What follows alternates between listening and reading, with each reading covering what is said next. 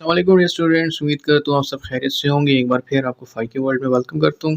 Students, हमारे last के lecture में हमने लिमिटिंग और नॉन लिमिटिंग रिएक्शन को समझने की कोशिश की थी बहुत ही कंसेप्ट के साथ।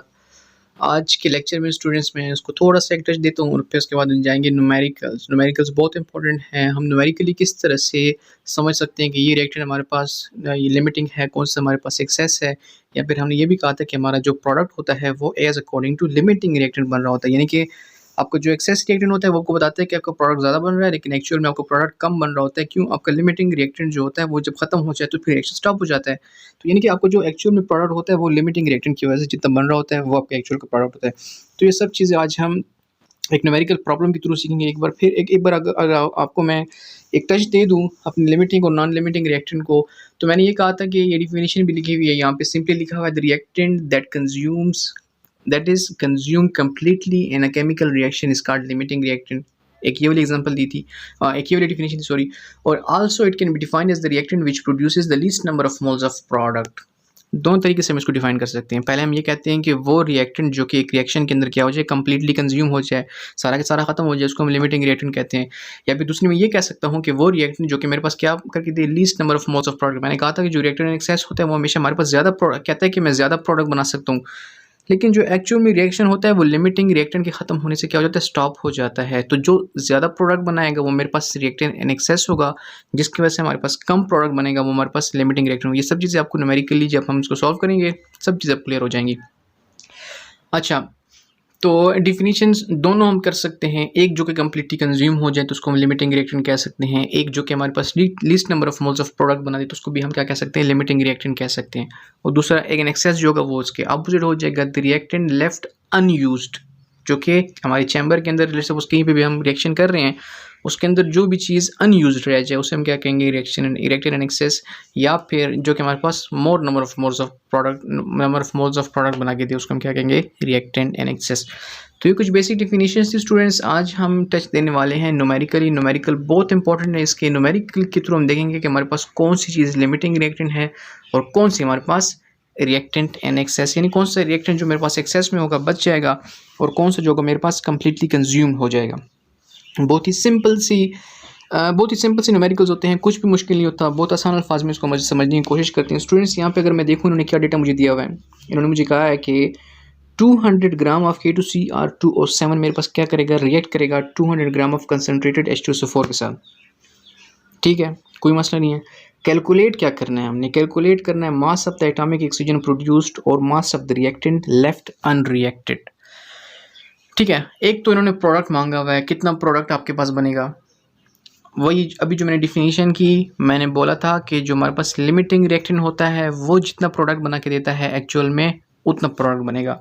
तो हमने क्या करना है, एक हमारे पास ये रिएक्टेंट है, एक हमारे पास ये रिएक्टेंट है। यहाँ पे उन्होंने क्या किया हुआ है, इन दोनों को रिएक्ट करवाया हुआ है और ये सारा मेरे पास प्रोडक्ट बन रहा है। मेरा सारा प्रोडक्ट के साथ कोई काम नहीं है। एक चीज़ हमेशा याद रखना, जिन चीज़ों का जिक्र यहाँ पे जो आपके पास डेटा गिवन होते हैं ना उसमें होता है और सिर्फ आपका उनके साथ काम होता है, उनके अलावा किसी को भी टच नहीं करना। अब आगे के साथ काम है, K2CR2O7 के साथ है और H2SO4 के साथ है, ठीक है, और साथ में इनके साथ किसी के साथ काम नहीं है और साथ में एक ऑक्सीजन के साथ काम है। तो ये चीज़ें इनको बस साइड पे रख लो, इनको अपने कहते हैं कि मुँह नहीं लगाना, ठीक है।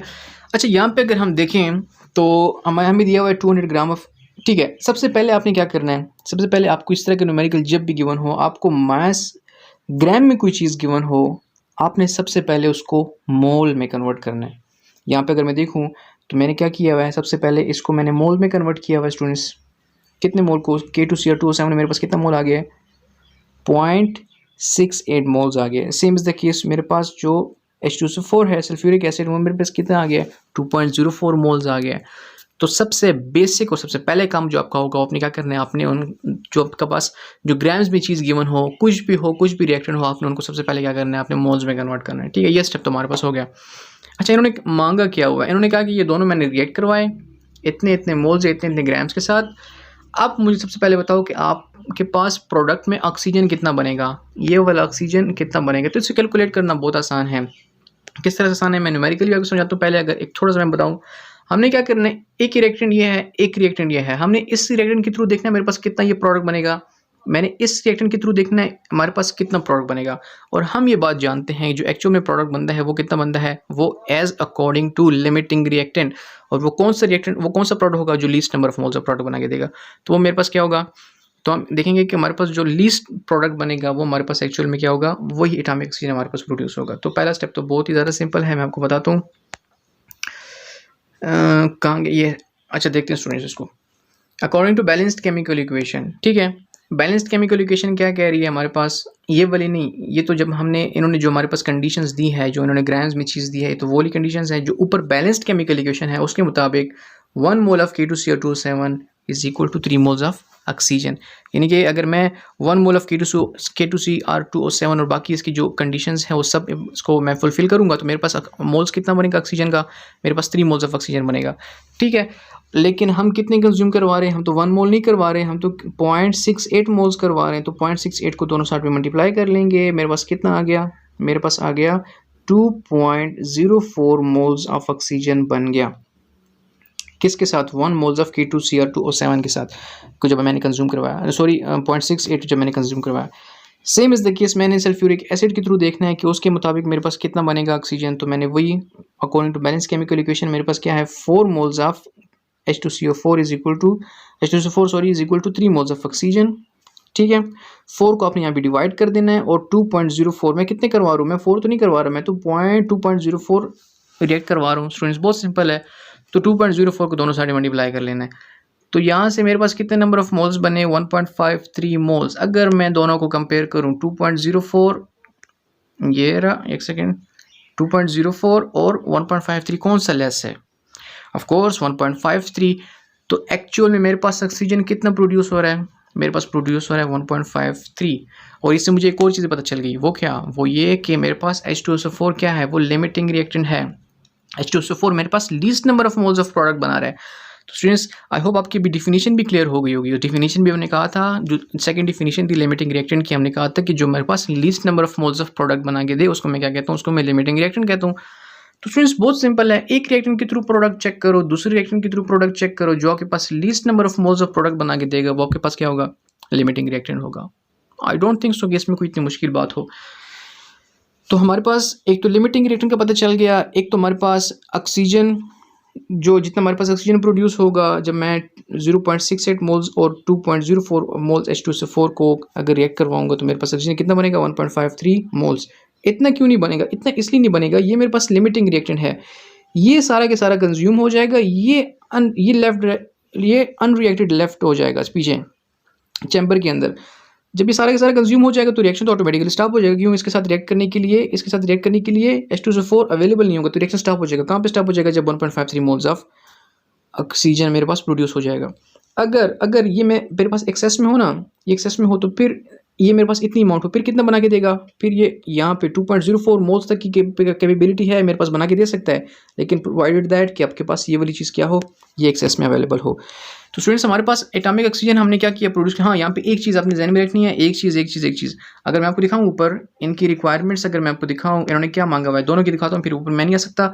मास ऑफ ऑक्सीजन और mass of reactant left unreacted, दोनों ने किस में मांगे हुए, मास में। हमने किस में फाइंड किए, हमने तो मोल्स में फाइंड किए, तो इनको दोबारा क्या करेंगे, हम मास में कन्वर्ट करेंगे। ठीक है स्टूडेंट्स, ये दूसरी रिक्वायरमेंट भी ध्यान में रखना। दूसरी रिक्वायरमेंट क्या है हमारे पास, mass of reactant left unreacted, ये मैं समझाता हूँ आपको, लेकिन बस आपने ये रिक्वायरमेंट ध्यान में रखनी कि इनकी दूसरी रिक्वायरमेंट है क्या। ठीक है स्टूडेंट, नीचे आते हैं। अच्छा, हमने किस में फाइंड किया, हमने तो मोल्स में फाइंड कर लिया, फिर दोबारा क्या करना है, इसको मास में कन्वर्ट करना है। मास में कन्वर्ट करना तो बहुत आसान है, mass in grams is equal to number of moles multiply by molar mass. इन्होंने वही किया हुआ है और इन्होंने क्या कर दिया, इसको मास में कन्वर्ट कर दिया है। तो ये थी इनकी पहली रिक्वायरमेंट, बहुत सिंपल थी। अगर मैं इसको समराइज करके दूँ तो हमने सिंपली क्या किया है, हमने ग्राम्स में हमें चीज़ गिवन थी, रिएक्टेंट जो थे हमारे ग्राम्स में थे, यानी कि मास में गिवन थे, हमने वहाँ से इनको मोल्स में कन्वर्ट किया। मोल्स में कन्वर्ट करने के बाद हमने एक रिएक्टेंट से प्रोडक्ट चेक किया, फिर दूसरी रिएक्टेंट से प्रोडक्ट चेक किया। किस तरह चेक किया, बैलेंस्ड केमिकल इक्वेशन के थ्रू चेक किया। और जो least number of moles of product बना रहा था तो वो हमने क्या कहा कि वो एक्चुअल में इतना प्रोडक्ट बन रहा है, और उसी की वजह से हमारे पास हमारे लिमिटिंग रिएक्टेंट का भी पता चल गया कि ये हमारे पास लिमिटिंग रिएक्टेंट है। और इनकी जो दूसरी रिक्वायरमेंट है वो ये है कि वो हमसे पूछ रहे हैं कि आपके पास जो रिएक्टेंट इन एक्सेस है वो जाहिर है वो तो आखिर में उसने बच जाना है, आपने बताना है कि उसने कितना बच जाना है। इसको अगर मैं सिंपल तरीके से आपको समझा सकूँ, मैं आपको बताता हूँ, एक सेकंड मैं आपको बताता हूँ। लेट्स सपोज आपने अपने आप किसी भी दो रिएक्टेंट को आप रिएक्ट करवा रहे हो, एक आपके पास 5 मोल्स है, एक आपके पास 2 मोल्स है, ठीक है।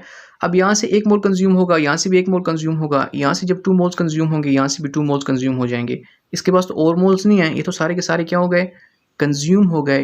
लेकिन यहाँ पे कितने मोल्स कंज्यूम हुए, यहाँ पे सिर्फ 2 कंज्यूम हुए, बचे कितने, 5 से अगर मैं यही 2 निकाल दूंगा मेरे पास कितने बचे, 3 मोल्स। तो यहाँ पे एक्चुअली मेरे पास कितने मोल्स रह गए हैं, 3 मोल्स मेरे पास रिएक्टेड अनयूज्ड रह गए हैं, जो कि चैम्बर के अंदर पड़े हुए हैं अभी भी। तो एक्चुअल में हमारे न्यूमेरिकल के अंदर हमने यही चीज़ फाइंड करनी है, जो चीज़ मेरे पास अनरिएक्टेड रह जाए। अब इसको मैं क्या करूँगा, इसके लिए मैं सबसे पहले जो चीज़ जितनी कंज्यूम हुई है पहले वो तो फाइंड कर लूँ, यानी कि जो चीज़ जितनी कंज्यूम हुई है वो फाइंड कर लूँगा। मेरे पास अवेलेबल कितनी थी, आपके पास 5 की चीज़ अवेलेबल थी, 2 की कंज्यूम हुई है, ठीक है। कंज्यूम वाली मैंने फाइंड कर ली, तो 5 से अगर मैं कंज्यूम होने वाली चीज़ माइनस कर दूँगा तो मेरे पास 3 जो लेफ्ट अनरिएक्टेड लेफ्ट मेरे पास रह गई है उसको मैं फाइंड कर सकता हूँ। तो सेम प्रोसीजर हमने यहाँ पे भी करना है। अगर मैं फिर अपने बैलेंस्ड केमिकल इक्वेशन को देखूँ, मैं एक सेकंड थोड़ा सा मुझे ऊपर जाना पड़ेगा आपको समझाने के लिए, एक सेकंड, क्योंकि इसके लिए रिएक्शन का थोड़ा सा समझना ज़रूरी है। ये रिएक्शन हमारे पास है स्टूडेंट्स, यहाँ पे ध्यान रखना है आपने। अब हमारा इस चीज़ के साथ काम नहीं है, हमारा काम किसी के साथ है, हमारा इन दोनों रिएक्टेंट के साथ है। एक को रिएक्ट करने से दूसरा कितना रिएक्ट हुआ है हमने वो फाइंड करना है, ठीक है। ये तो सारा का सारा कंज्यूम हो गया है, ये कितना यूज़ हुआ है ये हमें नहीं पता, तो ये इसको हम फाइंड कर सकते हैं आराम से। मैं बताता हूँ, अगर मैं बैलेंस्ड केमिकल इक्वेशन के थ्रू देखूँ तो ये क्या कह रहा है, ये कह रहा है कि अगर आप 1 मोल ऑफ K2Cr2O7 को यूज़ करोगे तो उसके साथ आपका H2SO4 कितना कंज्यूम होगा, H2SO4 आपका 4 मोल्स कंज्यूम होगा, ठीक है। बस ये चीज़ मुझे चाहिए थी, मुझे मिल गई, ठीक है। नीचे आते हैं, अब मैं आपको बताता हूँ। According to balanced chemical equation 4 moles of H2SO4 जब मेरे पास कंज्यूम होंगे तो उसके साथ मेरे पास K2Cr2O7 कितना यूज़ होगा, वो मेरे पास 1 मोल यूज़ होगा। स्टूडेंट्स ये चीज़ आपने ध्यान में रखनी है, ठीक है।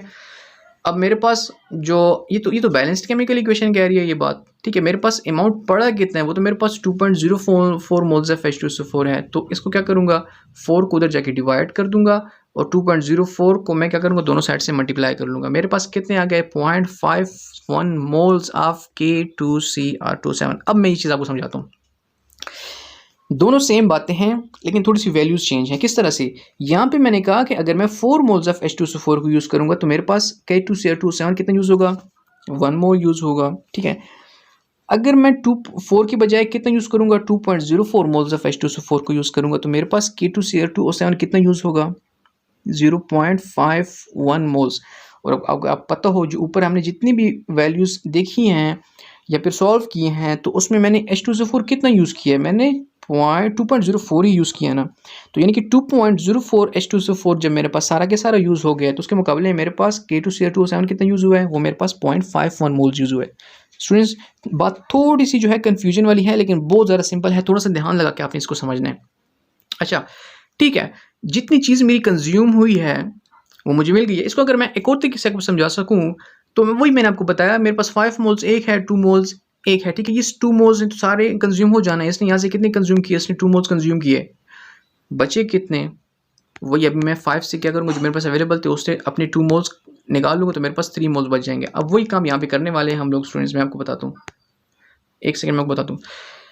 अच्छा मेरे पास कितने मोल्स कंज्यूम हुए, 0.51 मोल्स, लेकिन मेरे पास अवेलेबल कितने थे, मेरे पास 0.68 मोल्स। सबसे टॉप पे अगर आप जाएंगे, जो इन्होंने मास इन ग्राम्स मुझे दिया था उसको जब मैंने मोल्स में कन्वर्ट किया था मेरे पास कितने थे, 0.68 मोल्स अवेलेबल इतने थे। कंज्यूम कितने हुए, 0.51।